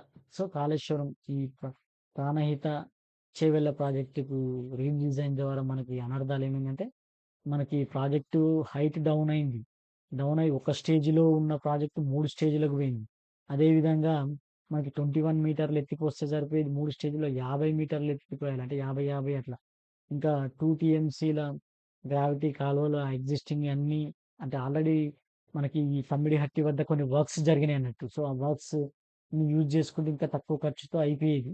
బట్ ఎక్కువ ఖర్చు అయిపోయింది. కరెంట్ బిల్లుల ఆహ్, కెపాసిటీ కూడా పెరిగిందన్నమాట. కరెంట్ బిల్లుల యొక్క వ్యయం గూడా పెరిగిందని మనకి ఇక్కడి నుంచి తెలుస్తుంది. నెక్స్ట్ వచ్చేసి మనకి ఈ కాళేశ్వరం ప్రాజెక్ట్. ఇంకా మనకి కాళేశ్వరం ప్రాజెక్ట్ గురించి అందరికి తెలిసిందే. చాలా మంది చదివి ఉంటారు. ఇక్కడ మేడిగడ్డ వద్ద ఒక గోదావరి నది పైన ఆనకట్ట నిర్మించాలి. అక్కడి నుంచి నువ్వు మన అన్నారం సుందిళ్ళ ద్వారా మనకు శ్రీపాద ఎల్లంపల్లి ప్రాజెక్ట్‌లో 190 టీఎంసీల నీటిని లిఫ్ట్ చేసి తెలంగాణలోని 7 ఉమ్మడి జిల్లాలకు సాగునీటిని అందించేందుకు ఈ భారీ ప్రాజెక్ట్‌నైతే మనం చేపట్టడం అయితే జరిగిందన్నమాట. ఈ ప్రాజెక్ట్‌లో 7 లింకులు, 28 ప్యాకేజీలున్నాయి. అదేవిధంగా 1500 కిలోమీటర్ల కాలువలు మరియు 200 కిలోమీటర్ల టన్నెల్స్ ఉండేటివి. మొత్తం 141 టీఎంసీల నీటి నిల్వ సామర్థ్యం అన్నట్టు. అంటే ఈ ఉన్నాయి గదా! మనకి రిజర్వాయర్‌లు అవన్నీ కలిపితే 141 టీఎంసీల నిల్వ సామర్థ్యం. 15 జలాశయాలు, 3 బ్యారేజీలు ఉన్నాయి. అదేవిధంగా 21 పంప్ హౌజులు, 19 సబ్‌స్టేషన్‌లు నిర్మించారు. ఈ ప్రాజెక్ట్‌లో భాగంగా. మొత్తం ప్రతిపాదిత ఆయకట్టు ఏంటంటే 19,63,000 ఎకరాలు. 7 జిల్లాల్లో. అంతే కాకుండా ఏందంటే ఇది ఎస్ఆర్ఎస్‌పీ స్టేజ్ 1కు, SRSP stage 2 flood flow canal, Singur, Nizam Sagar project కింద ఉన్న 18,82,970 ఎకరాలకు ఆయకట్టు స్థిరీకరణ అన్నారన్నమాట. సో, ఆయకట్టు స్థిరీకరణ. గడిచిన 5 ఏళ్లలో కన్నెపల్లి, అన్నారం, చుందిళ్ల నుంచి 162.37 టీఎంసీల నీటిని లిఫ్ట్ చేశారు. అందులో మళ్ళా 30 టీఎంసీల నీటిని గేట్లు ఎత్తి కింద పోసిండు. సో, 162.36 టీఎంసీల నీటిని ఎత్తిపోస్తే, అందులో 30 టీఎంసీల నీటిని మళ్ళీ గేట్లెత్తి కిందికి వదిలిండు. కాబట్టి ఏందంటే ఖర్చు పెట్టిన నిధులన్నీ వృధా అయ్యాయన్నమాట. ఇంకా ఈ ప్రాజెక్ట్‌లో వాడిన పంపులన్నీ వాడితే మన రాష్ట్రానికి ఒక రోజంతా కరెంట్ బిల్ అని కాగ్ రిపోర్ట్‌లో వెల్లడించిందన్నమాట. ఏడాదికి దగ్గర దగ్గర 10,000,00,00,000 కరెంట్ బిల్ అవుతుందని అంచనా వేసింది కాగ్. ఇంకా 2022 జూలై 14న గోదావరి వరదల్లో అన్నారం, కన్నెపల్లి పంప్ హౌజులు నీట మునిగాయి. అదేవిధంగా మోటార్లకు రక్షణగా నిర్మించిన ఒక ప్రొటెక్షన్ వాల్ ఉంటదిగా, ఆ వాల్ కూలిపోయి మనకి Kannepalli pump house, Annaram pump హౌజ్‌లు దెబ్బతిన్నాయి. ఇంకా నెక్స్ట్ వచ్చేసి కాళేశ్వరం ప్రాజెక్ట్‌లో అత్యంత కీలకమైన మేడిగడ్డ బ్యారేజ్. సో, 2023 అక్టోబర్ 21న కుంగిపోయింది. సో, డేట్ గూడా అడగడానికి స్కోప్ ఉంటది.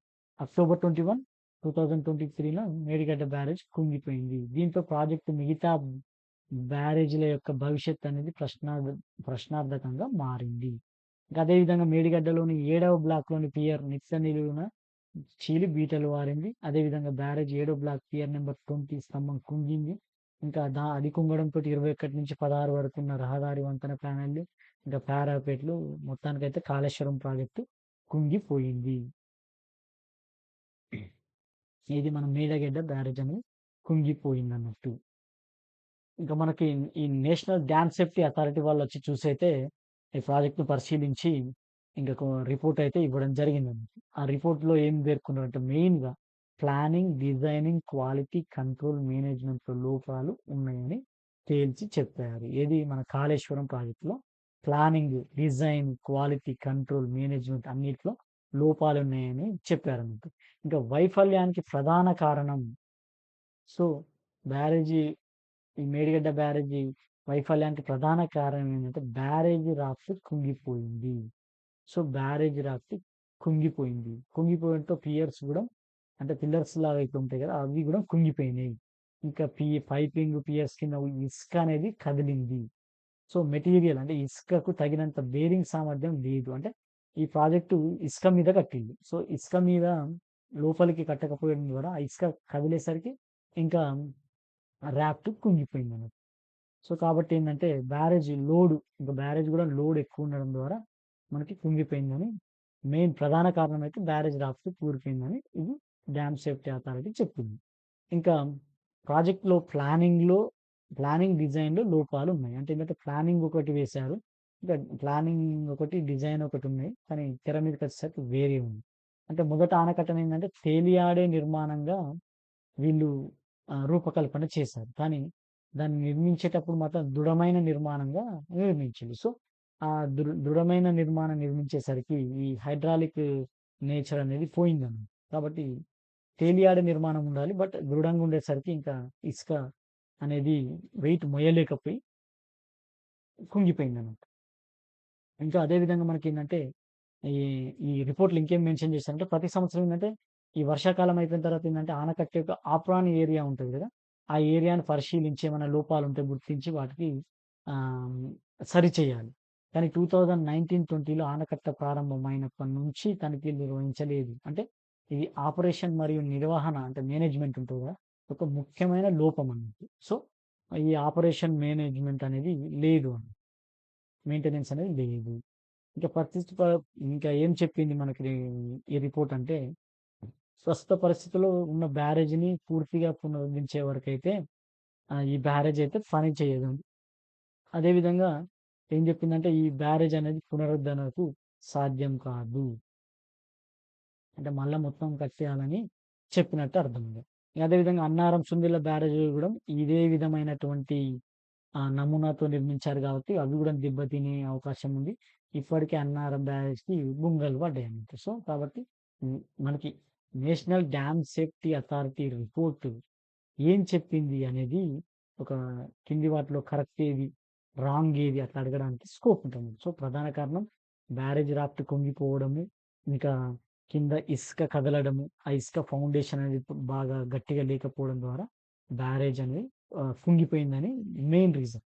ఇంకా ప్లానింగ్, డిజైనింగ్, క్వాలిటీ అన్నిట్లలో లోపాలున్నాయన్నారు. ఈ ప్లానింగ్, డిజైన్‌కి తేడాలున్నాయని జెప్పిల్లు. ఏందంటే తేలియాడి నిర్మాణం ఫస్ట్ అన్నది. తర్వాత అది స్ట్రాంగ్‌గా నిర్మించిల్లు. తర్వాత మెయింటెనెన్స్ అనేది లేదు. ఇంకా ఈ బ్యారేజ్ పునరుద్ధరణ సాధ్యం కాదని చెప్పింది. ఇంకా మిగతా 2 బ్యారేజ్‌లకు గూడా డేంజర్ ఉందని చెప్పింది.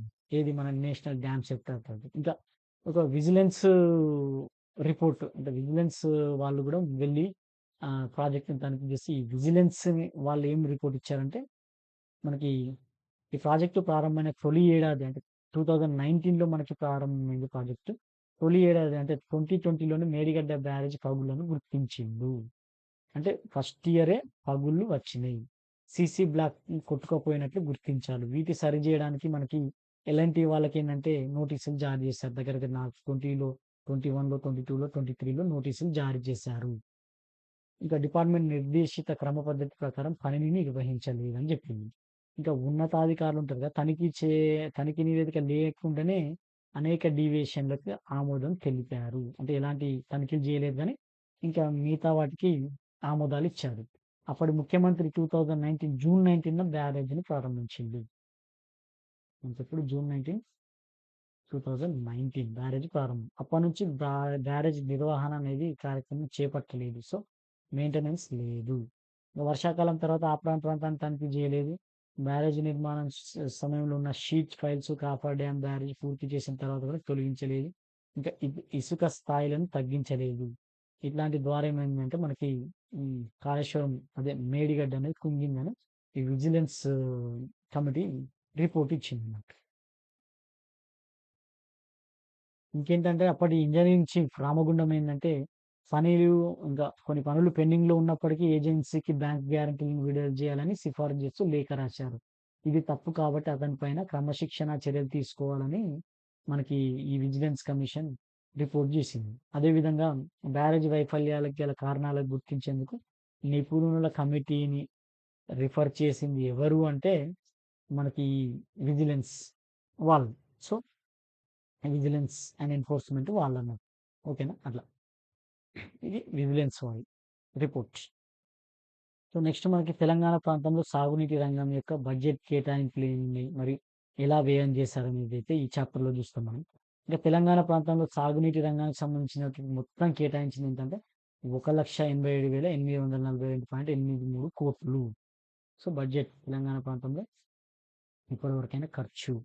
ఇందులో తెలంగాణ రాష్ట్రం ఏర్పాటు వరకైందైతే 54,051 కోట్లు. అప్ టు 2014 జూన్ 2 వరకు. ఇక రాష్ట్రం ఏర్పడిన తర్వాత ఏంటంటే 1,33,791 కోట్లు. సో, ఇంపార్టెంట్ చాలా ఫిగర్స్. ఇన్ని కోట్లు ఖర్చు చేసింది. అదే ఇక్కడ అంటే బడ్జెట్ అలొకేషన్స్ ఎట్లున్నాయంటే కేటాయింపులు ఇట్లున్నాయి. ఇది మనకి మొత్తం రాష్ట్రం ఏర్పడిన తర్వాత 1,33,791 కోట్లు అలొకేట్ చేసిల్లు. అదే మొత్తం ఇరిగేషన్ ప్రాజెక్ట్స్ పైన ఉమ్మడి రాష్ట్రం నుంచి ఇప్పటివరకు ఏంటంటే 1,87,842 క్రోర్స్. అంటే అప్ టు స్టేట్ బైఫర్కేట్ వరకు అంటే 54,051 కోట్లే. ఇక్కడ చూడొచ్చు అదే ఈ టేబుల్ అలొకేషన్ ఎట్లుంది ఇయర్ వైస్. సో, 2016-2014 వరకి 54,051.31 క్రోర్స్. ఆ తర్వాత ఇయర్ వైస్ ఇక్కడ ఇచ్చారు చూడండి ఇట్లా. ఇక్కడ చూడండి. ఈ 2016, 17 అంటే ఈ కాళేశ్వరం ప్రాజెక్ట్ టైంలో చాలా ఎక్కువ అలొకేషన్ అయితే చేయడం జరిగింది. అట్లా టోటల్‌గా ఆఫ్టర్ స్టేట్ ఫార్మేషన్ ఏంటంటే ఇక్కడ నుంచి ఇక్కడి వరకు మనకి 1,33,791 క్రోర్స్. ఇంకా టోటల్ వచ్చేసి 1.87 లాక్ క్రోర్స్ అన్నట్టు గుర్తుపెట్టుకోవాలి. ఫిగర్స్ చాలా ఇంపార్టెంట్. స్ట్రెయిట్ అవే మీకు క్వెషన్స్ అడుగుతారు. అట్లా. నెక్స్ట్ వచ్చేసి మనకి ఈ మొత్తం వెచ్చించిన వ్యయం. సో, అలొకేషన్స్ ఇంతకుముందు చూసింది మనకి అలొకేషన్. అలొకేషన్ కంటే వ్యయం అనేది ఎక్కువుందన్నట్టు. 2,35,302 కోట్లు. సో, ఇంత వ్యయం చేశారు. అంటే బడ్జెట్ అలొకేషన్ కంటే ఇంకా ఎక్కువనే అలొకేట్ చేశారు. సో, బడ్జెట్ అలొకేషన్ కంటే ఎక్కువ అలొకేటెడ్ చేస్తే తర్వాత సప్లిమెంటరీ బడ్జెట్స్‌లో మనకి బడ్జెట్‌లో అప్రూవల్ తీసుకుంటారన్నట్టు. ఏది అసెంబ్లీ నుంచి. ఇందులో భాగంగా మనకేందంటే 54,231 కోట్లు రాష్ట్ర ఏర్పాటు వరకు ఖర్చు కాగా, ఏర్పడిన తర్వాత యాక్చువల్‌గా ఏందంటే మనకు 1,33,791 అలొకేట్ చేసింది. బట్ ఏర్పడ్డ తర్వాత ఖర్చు చేసింది ఎంతంటే 1,81,068 సో, దీంట్లో మళ్ళేందంటే మనకి అంటే మిగతా అమౌంట్ 1,33,000 మినహాయిస్తే ఇంకా మిగిలింది ఎంత అంటే మనకి లాస్ట్ ఏర్పాటు ముందు చేసిన నిమిషం. ఓకే. 1,84,000లో మనకి దగ్గరగా 84,090 రుణ భాగం. అంటే దగ్గర మొత్తం ఖర్చు చేసిన దాంట్లో 46% రుణమే. అంటే అప్పులే, లోన్స్ తెచ్చిన అమౌంట్ అన్నట్టు మనకి. సో, ఇక్కడ చూడొచ్చు యాక్చువల్ ఎక్స్‌పెండిచర్ ఎట్లుంది అనేది ఇక్కడ మనకిచ్చారు. మొత్తం స్టేట్ ఎంత 84,532 క్రోర్స్ అట్లా టోటల్‌గా ఇచ్చారన్నట్టు మనకి ఈ దీంట్లో. సో, 1,81,067 లోన్ అకౌంట్స్ ఇక్కడ ఉన్నాయి చూడండి. రాష్ట్రం ఏర్పాటు వరకు 0 ఉండే. తర్వాత మెల్లమెల్లగా లోన్‌లకు వచ్చిందన్నట్టు. నెక్స్ట్ వచ్చేసి మనకి నీటిపారుదల వివరాలు, ఆర్థిక విశ్లేషణ. సో, నీటిపారుదల వివరాలు ఇంకా ఆర్థిక విశ్లేషణ ఎలా ఉందో మనం చూద్దాం. ఇంకా మనకి నీటిపారుదల సౌకర్యాలకు సంబంధించినటువంటి 2014 వరకేందంటే మొత్తం బడ్జెట్‌లో అలాట్ చేసిన అమౌంట్‌నే మనము ఖర్చు పెట్టారన్నట్టు అప్పుడు. 2014 నుంచి 23 వరకు ఏం చేసిందంటే రాష్ట్ర నిధుల శాతం నిరంతరంగా 100% నుంచి 47%కి తగ్గిందన్నమాట. అంటే ఏంటంటే అప్పులు తేవడం స్టార్ట్ చేసిండ్రు కాబట్టి ఇంకా బడ్జెట్ నిధులు తక్కువైంది. ఇంకా రుణాల నుండి నిధుల శాతం 2014లో 0 ఉంటే 23 వరకు 39%కి పెరిగిందన్నమాట. రుణాలనేటివి 0 నుంచి 39%కి పెరిగిందన్నట్టు. సో, అదే ఈ టేబుల్‌లో మేజర్ ఇరిగేషన్ ప్రాజెక్ట్స్ ఫండింగ్ ఎట్లుందో చూడండి. లోన్స్ 2000 దగ్గర 14, 15 వరకు 0నే ఉన్నాయి. తర్వాత నుంచి మెల్లగా పెరుక్కుంటూ వచ్చి 84,094 క్రోర్స్ అప్పులు తెచ్చింది. మొత్తం స్టేట్ వచ్చేసి చూడండి 84,531 ఖర్చు చేస్తే ఈ స్టేట్ 2014-24 వరకు 24 వరకు మొత్తం 84,532 క్రోర్స్ బడ్జెట్ నుంచి. లోన్స్ ఇంత మొత్తం వచ్చేసి 1,68,623 క్రోర్స్. అంటే షేర్ ఎంత ఉందంటే 50% ఉందన్నమాట. లోన్ షేర్ ఉంది 50% ఉంది. టోటల్‌గా చూస్తే మనకి 61:39 ఉందన్నట్టు. లోన్ ఎంతుంది మనకి 39% లోన్ అనేది ఇప్పుడైతే ఉంది అన్నట్టు. Irrigation project ఎక్స్‌పెండిచర్‌లు. నెక్స్ట్ వచ్చేసి మనకి ఈ 2014 నుంచి 25 సంవత్సరాల్లో తెలంగాణ యొక్క జీఎస్‌డీపీ నుంచి నీటిపారుదల ప్రాజెక్టు వాటా కేటాయింపులో ఇంకా ఈ నిధుల కేటాయింపు తగ్గుదల ధోరణి అదే మనకు 14 నుంచి 23 వరకి 25 కాదు 23, 24 వరకి మనకి జీఎస్‌డీపీలో నీటిపారుదల రంగానికి కేటాయింపు ఉంటది కదా! ఆ కేటాయింపు అనేది తగ్గుతుందన్నట్టు. ఇక్కడ చూడొచ్చు మనం. దీంట్లో చూస్తే 14, 15లో 1.29% జీఎస్‌డీపీలో అలాట్ చేసింది. తర్వాత 1.47, 3.79, 3 పాయింట్ అట్లా కొంచెం పెరిగింది. తర్వాత నుంచి తగ్గుకుంటూ వచ్చి ఇప్పుడు చూడండి 0.66 తగ్గింది. సో, 1 నుంచి ఇక్కడ 0.66కి తగ్గుతూ వచ్చిందన్నమాట. అంటే మొత్తం జీఎస్‌డీపీలో ఇరిగేషన్‌కి బడ్జెట్ అనేది తగ్గుతూ వస్తుందని అర్థం అన్నమాట. ఇంకా నీటిపారుదల ప్రాజెక్టులు సంవత్సరాల వారీగా కేటాయింపులు. ఇట్లా మేజర్, మీడియం ప్రాజెక్టుల యొక్క ప్రభావం పెరిగింది. మైనర్ ప్రాజెక్టుల వాటా క్షీణిస్తూ వచ్చింది. అదేవిధంగా కార్పొరేషన్లు పెట్టి ఆ కార్పొరేషన్లకు రుణాలను బదిలీ చేసిల్లన్నట్టు. దీని ద్వారా ఏందంటే రాష్ట్రానికి తగిన ఆర్థిక వనరు ఉన్నప్పటికీ ప్రాజెక్టుల నిర్వహణ వ్యయం పెరిగిందన్నమాట. సో, మేజర్, మీడియం ప్రాజెక్టుల యొక్క వాటా పెరిగింది. మైనర్ ప్రాజెక్టుల వాటా క్షీణించింది అన్నట్టు. ఇక్కడ నుంచి చూస్తే మనకి ఇక చూడొచ్చు. బడ్జెట్ అలొకేషన్స్ ఇక్కడ మేజర్ 58 ఇదంతుంది. మీడియం 5 అట్లుంది. మైనర్ చూడండి 8.5 నుంచి ఇది ఉంది. సో, అలొకేషన్ అనేది మనకి తగ్గిందన్నమాట. చూడండి 25% ఉన్నది మెల్లమెల్లగా తగ్గుతూ వస్తుందన్నమాట పర్సెంటేజ్. నెక్స్ట్ వచ్చేసి మనకి ఈ కార్పొరేషన్ రుణాలతో చేపట్టిన ప్రాజెక్టులు. సో, మనకిప్పుడు కార్పొరేషన్లు పెట్టారన్నాం కదా! ఆ కార్పొరేషన్ల నుంచి ఈ కార్పొరేషన్ల రుణాలతో చేపట్టిన ప్రాజెక్టులు ఏంటి అంటే ప్రధానమైన ప్రాజెక్టులు ఏంటంటే 2 కార్పొరేషన్‌లయితే మేజర్‌గా ఏర్పాటు చేసిండు. ఒకటి Kaleshwaram irrigation project corporation limited కేఐపీసీఎల్.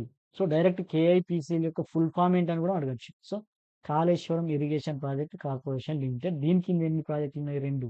ఒకటి Kaleshwaram project, Palamuru Rangareddy lift irrigation scheme. దీని కింద తీసుకున్న మొత్తం రుణం ఎంత అంటే ఈ 2 ప్రాజెక్టులు కలిపి 68,806,00,00,000.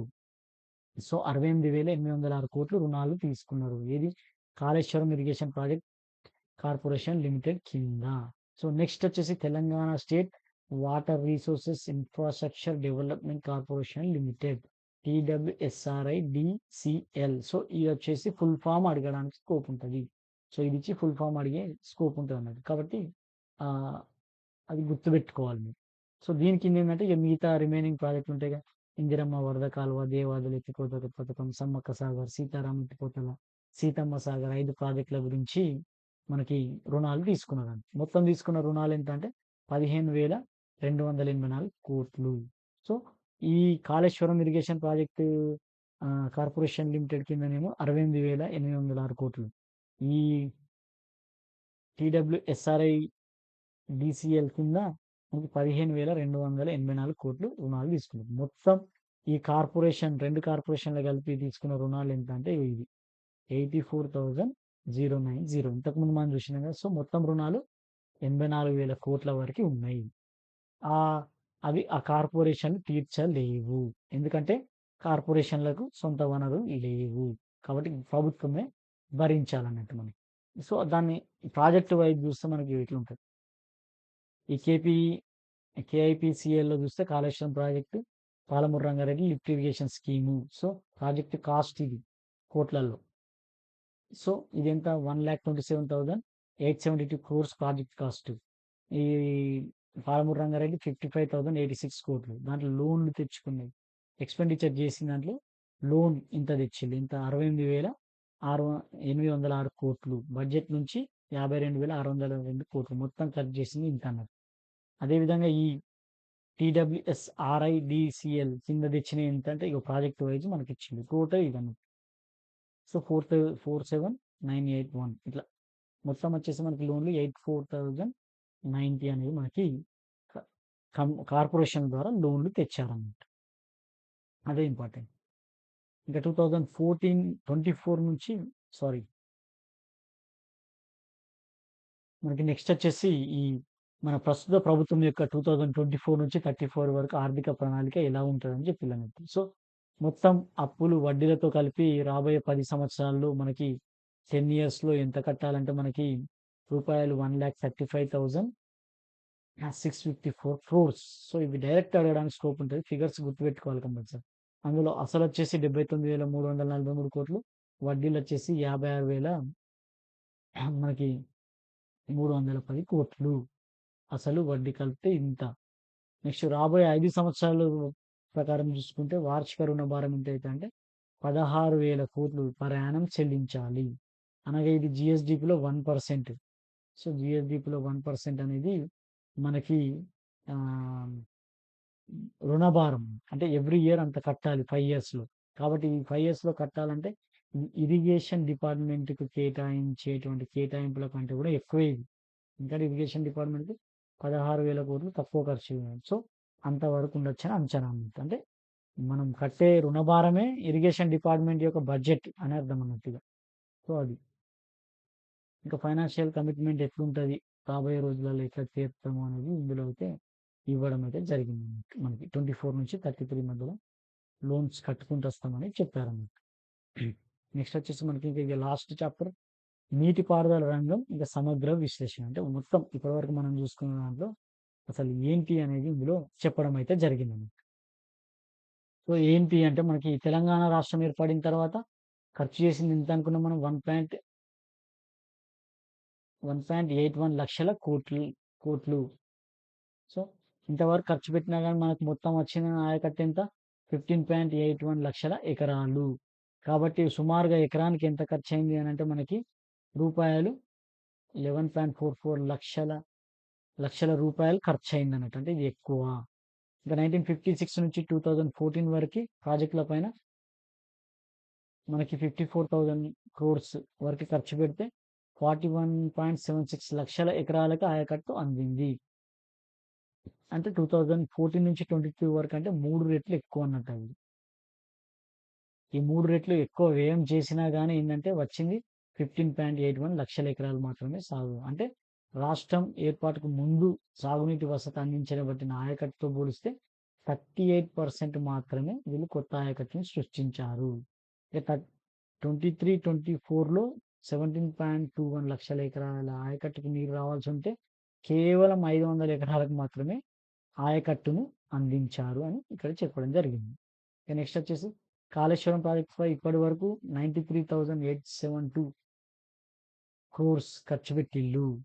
ఆ ఖర్చు పెడితే కేవలం ఎంత 98,590 అంటే దగ్గర 99,000 ఎకరాలు మాత్రమే కొత్తగా ఆయకట్టు వచ్చింది. ఇంకా ఇంకా డిస్ట్రిబ్యూటరీలు కాలువలు అనేటివి ఇంకా నిర్మించలేదు.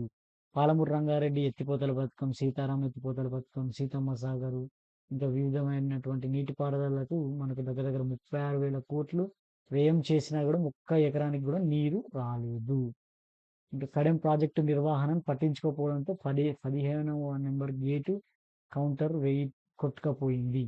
సో 15వ నెంబర్ కొట్టుకపోయింది ఇది కడెం ప్రాజెక్ట్.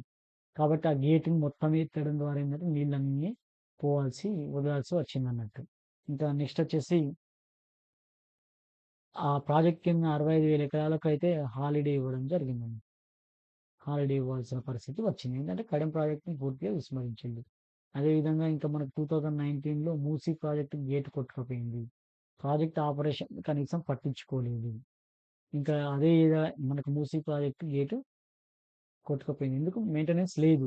అదే ఏడాది డిసెంబర్‌లో అంటే 2019 డిసెంబర్‌లో వనపర్తి జిల్లాలో ఉన్న సరల్ సాగర్ ప్రాజెక్టు గండిపడింది. సైఫాన్ పద్ధతిలో నిర్మించిన మొట్టమొదటి ప్రాజెక్ట్ ఇదే కాగా ప్రపంచంలోనే ఇది రెండవ ప్రాజెక్టు సైఫాన్ పద్ధతిలో నిర్మించిన ప్రాజెక్టు. ఆ ప్రాజెక్టు కూడా గండిపడింది. అంటే ప్రభుత్వం మెయింటెనెన్స్ చేయలేదు. ఇంకా నీటి వాటాల విషయంలో అంతర్రాష్ట్ర నదీ జలాల వివాదాల చట్టం 1956లోని సెక్షన్ 3 ప్రకారం ఏంటంటే టర్మ్స్ ఆఫ్ రిఫరెన్స్‌ని కొనసాగుతున్న KWT2కి సూచించడానికి కేంద్ర ప్రభుత్వాన్ని ప్రభావితం చేయలేదు. తద్వారా డిలే అయిపోయింది మనకి. ఇంకా ఏపీ ప్రభుత్వం చేపట్టిన పోతిరెడ్డిపాడు విస్తరణ, రాయలసీమ ఎత్తిపోత పథకాలకు ఏపీకి రోజుకు 9 టీఎంసీలు డ్రా చేసేందుకు వీలు ఉంది. ఆ ప్రాజెక్టుల నిర్మాణాలను అడ్డుకోలేకపోయింది గత ప్రభుత్వం. ఇంకా పోతిరెడ్డిపాడు హెడ్ రెగ్యులేటర్ నుంచి 34 టీఎంసీలను తీసుకోవాలి. అంతకు మించి తీసుకోవద్దు. ఎందుకంటే చెన్నై వాటర్‌కి 15, శ్రీశైలం రైట్ కెనాల్‌కేమో 19 టీఎంసీలు. కానీ ఆంధ్రప్రదేశ్ అంతకంటే ఎక్కువనే తీసుకుపోయింది. తద్వారా ఏందంటే సగటున 5 ఏళ్లలో 133 టీఎంసీలు నష్టపోయినాం. ఇక పాలమూరు రంగారెడ్డి ఎత్తిపోతల పథకం, డిండి పథకము, ఇంకా శ్రీశైలం ఎడమగట్టు కాలువ వంటి ప్రాజెక్టులను ఏపీ రీఆర్గనైజేషన్ యాక్ట్‌లో 11th షెడ్యూల్‌లో చేర్చలేకపోయింది. అంటే వాటికి జాతీయ హోదా లేదు. ఇంకా లెండి ప్రాజెక్టు వర్క్స్ పనులను పూర్తి చేయలేకపోయింది. మహారాష్ట్రను ఒప్పించలేకపోయింది. తద్వారా జుక్కల్ నియోజకవర్గంలో 22,000 ఎకరాలకు సాగునీరు అందలేదు. ఇది మనకు అంటే లాస్ట్ గవర్నమెంట్‌లో చేసింది ఏంటంటే మనకి ఓవరాల్‌గా చూస్తే హ్యూజ్ ఎక్స్‌పెండిచర్ చేసింది. ఇచ్చిన ఆయకట్టు తక్కువ. ఉమ్మడి ఆంధ్రప్రదేశ్‌లో ఆయకట్టు కంటే 3 రెట్లు ఎక్కువ ఏం చేసినా సాగులోకి తెచ్చింది మాత్రం తక్కువే. 38%. ఇంకా నెక్స్ట్ కాళేశ్వరం ప్రాజెక్ట్‌లో వచ్చేసి 93,000 దగ్గర 94,000 కోట్లు ఖర్చు చేస్తే 99,000 ఎకరాలకు మాత్రమే కొత్తగా ఆయకట్టు ఇచ్చిండు. పాలమూరు రంగారెడ్డి, సీతారామ ఇలాంటి వాటిల్లో హ్యూజ్ ఎక్స్‌పెండిచర్ చేసిల్లు. కానీ ఒక్క ఎకరానికి నీళ్లు ఇవ్వలేదు. ఇంకా కడెం ప్రాజెక్టు నిర్వహణ లేదు. కాబట్టి గేట్లు కొట్టుకుపోయింది. అంటే గేటు వాటర్ ఎత్తేసిండు. అదేవిధంగా మూసీ ప్రాజెక్ట్ గేట్ కొట్టుకుపోయింది. ఎందుకంటే ఆపరేషన్స్ లేవు. అదేవిధంగా సరల్ సాగర్ ప్రాజెక్ట్ కూడా గండిపడింది. ఎందుకంటే ప్రాజెక్టుల యొక్క మెయింటెనెన్స్ అనేది పట్టించుకోలేదు. ఇంకా కృష్ణా వాటర్ డిస్ప్యూట్ ట్రిబ్యునల్ 2కి మన సెక్షన్ 3లో టర్మ్ ఆఫ్ రిఫరెన్స్‌ని మనం కేంద్ర ప్రభుత్వాన్ని ప్రభావితం చేయలేదు. అదేవిధంగా పోతిరెడ్డిపాడు, రాయలసీమ ఎత్తిపోతల పథకాలను యొక్క విస్తరణను అడ్డుకోలేకపోయింది. అదేవిధంగా పోతిరెడ్డిపాడు ద్వారా 34 టీఎంసీల కంటే ఎక్కువనే ఏపీ తీసుకెళ్ళింది. తద్వారా తెలంగాణ ప్రభుత్వం 133 టీఎంసీల నీరు మళ్లించబడ్డది 5 సంవత్సరాల్లో సగటున. సో, ఇంకా నెక్స్ట్ వచ్చేసి ఈ పాలమూరు రంగారెడ్డి, డిండి, శ్రీశైలం, ఎడమగట్ట మొదలైన ప్రాజెక్టులను ఏపీ రీఆర్గనైజేషన్ యాక్ట్‌లోని 11వ షెడ్యూల్‌లో చేర్చలేకపోయింది. లెండి ప్రాజెక్ట్ వర్కులు పూర్తి చేయలేదు. ఇట్లా. సో, ఇవన్నీ ఫెయిల్యూర్స్ అన్నట్టు. నెక్స్ట్ ప్రభుత్వం అంటే ప్రస్తుత ప్రభుత్వం యొక్క ప్రాధాన్యత గురించి చెప్పారు ఇక్కడ. ప్రాధాన్యత. సో, ఇక్కడ డైరెక్ట్ క్వెషన్ అడగడం ఉంటుంది.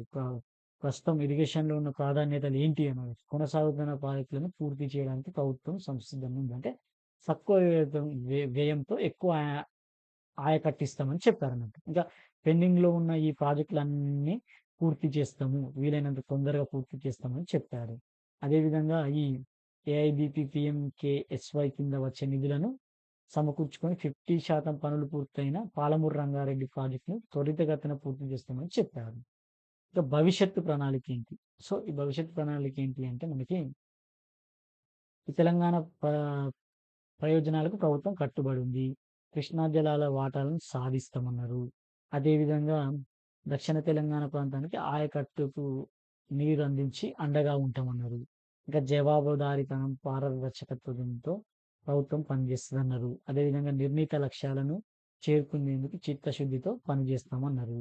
ఇంకా అవినీతికి ఆస్కారం లేకుండగా సమర్థవంతమైన వినియోగంతో గరిష్ట ఆయకట్టు సాగునీటిని అందించేందుకు తగినన్ని నిధులను కేటాయిస్తామన్నారన్నట్టు.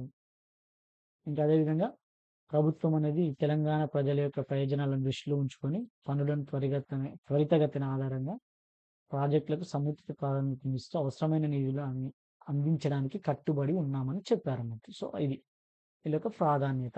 డైరెక్ట్ అడిగినా ఒక క్వెషన్ ఇట్లా అడగడానికి స్కోప్ ఉంటది. అది. ఇది అండి మన వైట్ పేపర్. ఇరిగేషన్ యొక్క వైట్ పేపర్ అనేది ఇది. కాబట్టి ఇది జాగ్రఫీ పాయింట్‌లో అయినా, ప్రాజెక్టులకు సంబంధించినటువంటి అయినా, అదేవిధంగా మనకి ఎకానమీలో అయినా చాలా ఇంపార్టెంట్. ఈ ఫిగర్స్ కొన్ని మనం చెప్పుకున్నాం గదా! ఎంత ఆయకట్టులున్నాయి, ఎక్స్‌పెండిచర్ ఎంతయింది, అలొకేషన్స్ ఎంతున్నయి, ఇవన్నీ చాలా ఇంపార్టెంట్. స్ట్రెయిట్ అవే క్వెషన్స్ అడుగుతారు. సో, ఈ పీడీఎఫ్ అనేది మీకు టెలిగ్రామ్ ఛానెల్‌లో ఉంటది. డౌన్‌లోడ్ చేసుకొని చదువుకోవచ్చు. Thank you very much.